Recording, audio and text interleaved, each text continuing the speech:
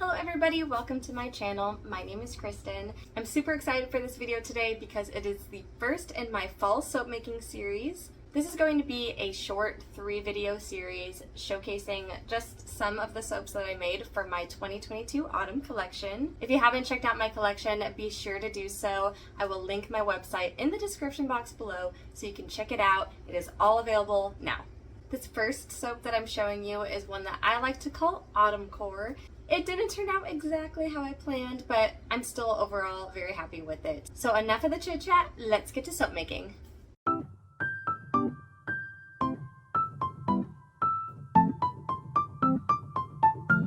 Before we get started, I wanted to share the little embellishments that I made to put on top of this Autumncore soap. First, I have these little piped cold process soap pine cones. I've never tried piping pine cones before with soap or buttercream or whatever, so this is kind of the best that I could come up with. They definitely look more like brown succulents, but I think once they're tied in with everything else, you'll get the basic idea of what they're supposed to be. I've got these classic red spotted mushrooms that I made using soap dough, as well as these funky little mushroom soap dough embeds as well. My husband said that these look like bacteria or maybe something you would find in a reproductive textbook. And he's not wrong, but I based them off of the mushrooms that grow outside of our home. And last we have what is supposed to be acorns. I also made these out of soap dough. I think they're a little sketchy, but that's all right. Anywho, today's recipe is a different recipe from the one that I normally make. I'm ditching the sustainable palm oil that I typically use in all my soap recipes and instead am using some shea butter. Mostly because I realized that I was super low on palm oil and I recently got my hands on a large amount of shea butter, so I figured why not switch up the recipe and make some shea butter soaps for this fall collection. Here I've just poured 16.2 ounces of olive oil. These bars are very olive oil heavy, which makes them a very gentle bar of soap. Next I'm just pouring 2 ounces of castor oil, and we'll do 7.5 ounces of melted coconut oil.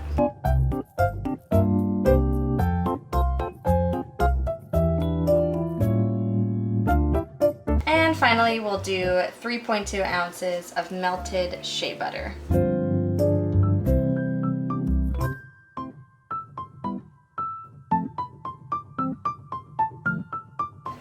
Alright, I'm going to set this aside to cool for a little bit and we'll talk about our fragrance and colorants today. So for today's color palette, I'm going to be doing 3 different color swirls in this soap. The first color is going to be a blend of Trial by Fire by Nurture Soap and Brown Oxide from Brambleberry. That's just going to give me kind of like red maroon-ish color, if you will. I'll also be throwing in some Purple Vibrance mixed with a little bit of the Brown Oxide. And then our third color will be a blend of Siren Song and Green Vibrance, both also from Nurture Soap. For today's fragrance, I'm using White Pumpkin Amber by Nature's Garden. I don't know if this is a newer fragrance or not, but when I purchased it, I noticed that there were no reviews for this fragrance at all, which is really strange to me. And what's even stranger is the fact that I bought it and am going to be using it in my soap. Normally, I thoroughly read through all of the reviews before choosing a fragrance because I want to hear from other soap makers on their experiences with the fragrance oil, how it reacted in their cold process soap. But I was intrigued by the description of this fragrance, and so I really wanted to try it.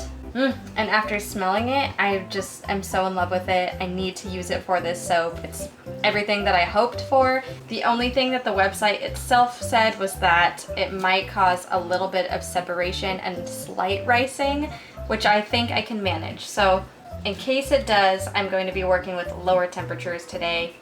We'll see what happens.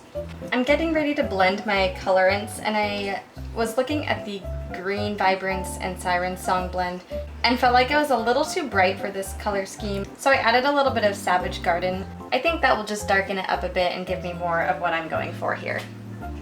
Both my lye water and oils are at about 79 degrees Fahrenheit, so I'm going to start blending them together.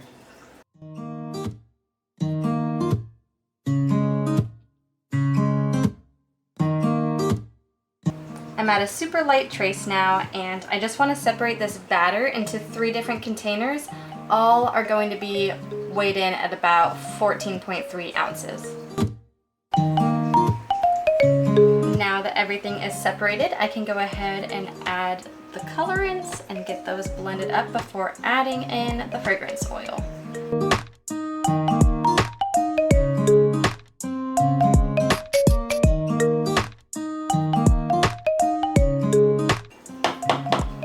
I'm going to measure out about ½ an ounce of fragrance oil into each container so that everything is nice and even here.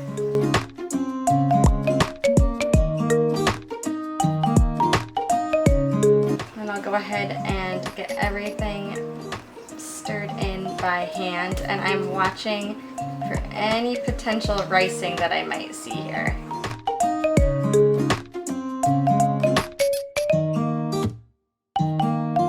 So far, everything seems good. I don't see any ricing. I don't think I see any separation. Definitely no acceleration here, so I'm pretty pleased with this fragrance oil so far. All right, I'm bringing back in a clean bowl, and I'm just going to add my colors back into this bowl, kind of alternating colors. I'm not really looking for anything specific here. There's not a whole lot of rhyme or reason. I just wanted some fun swirls. Okay, now I've brought in my mold. I'm just going to get everything poured right in here. Then, just to guarantee that I get some fun swirls in there, I'm going to take my little handmade hanger swirl tool here. It's literally just a hanger. And we'll go through one time like this. And another time like this. Next, I'm going to grab our embeds. I'm going to get everything spritzed down with rubbing alcohol first. And now for some fun.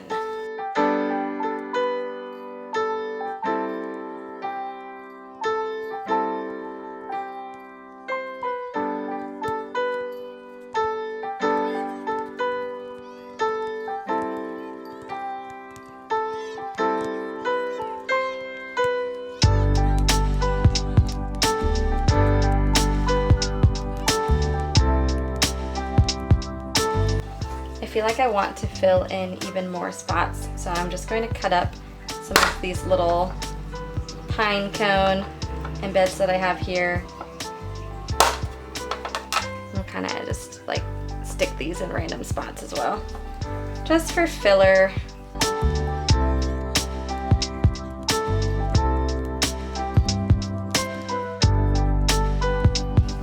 Here is where we are at with the soap so far.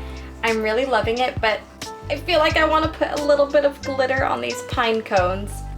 Alright, so I grabbed some Maya Gold from Nurture Soap, and I'm just going to dust these right onto the tops of the pine cones.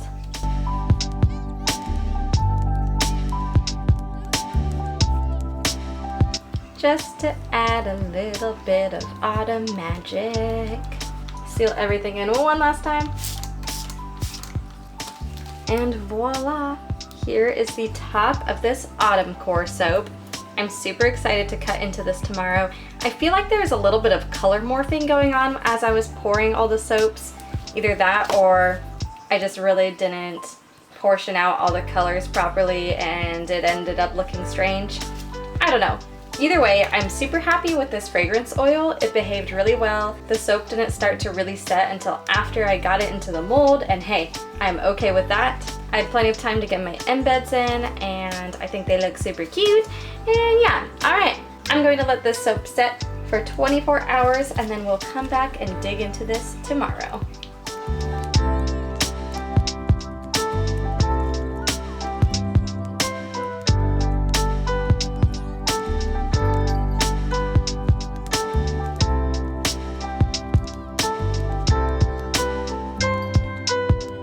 Kind of nervous because this green, at least on the sides here, is looking pretty neon, which is not what I was going for. All right, let's cut off this end piece here. Take a peek.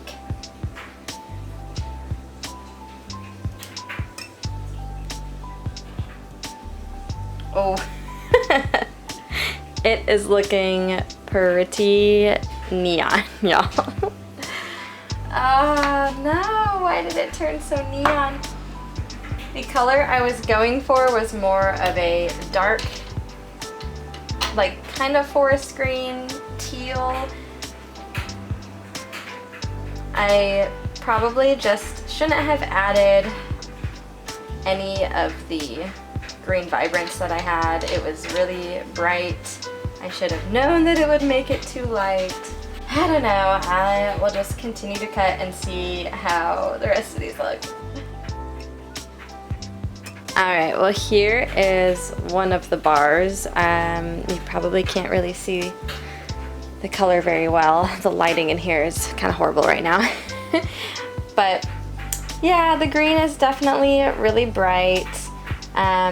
The purple that I was going for got very muddled and just kind of, I don't even know what you would consider that. The real only redeeming factor is that red.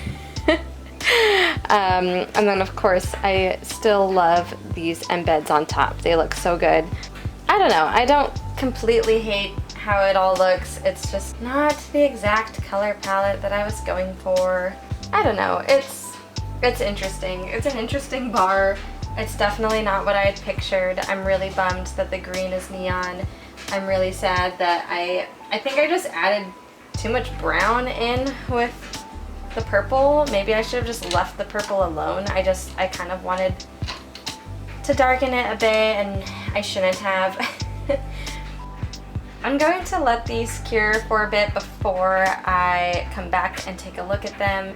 And I don't know, we'll see. We'll see how they end up looking, you know, in a month or two from now. Maybe they'll change, maybe the colors will mellow out a bit and the fragrance will come through, or maybe this was just kind of a huge fail. We shall see.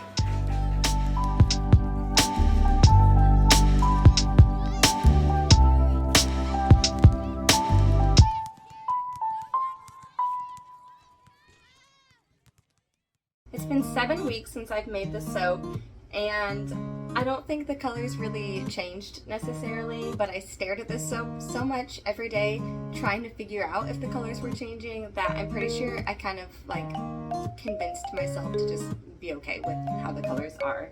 I definitely did not need to use any light green vibrance at all. To be honest, I forgot that I had the darker green color, otherwise I would have started with that. But even though the colors aren't exactly what I had hoped for, I'm very happy with the swirls. I think that they turned out super cool, and then of course the embeds on top are just my favorite. I'm super into mushrooms right now, in case you couldn't tell by my earrings and my shirt. I like to dress on theme. The fragrance had faded quite a bit when I first made this soap as well, but now that it's been allowed a good amount of time to cure, the fragrance has come back, but it is very reminiscent of fall, and so I'm very happy. If you're interested in purchasing this soap or any of my soaps from my 2022 autumn collection, again, be sure to check out my website. In the description box below, I have all sorts of fun goodies on there: jelly soaps, sugar scrub, bubble bath, the works. As always, thank you guys so much for watching and for supporting my small business and my little YouTube channel that I've got going here. And I will see you all in the next fall soap making video. Bye for now.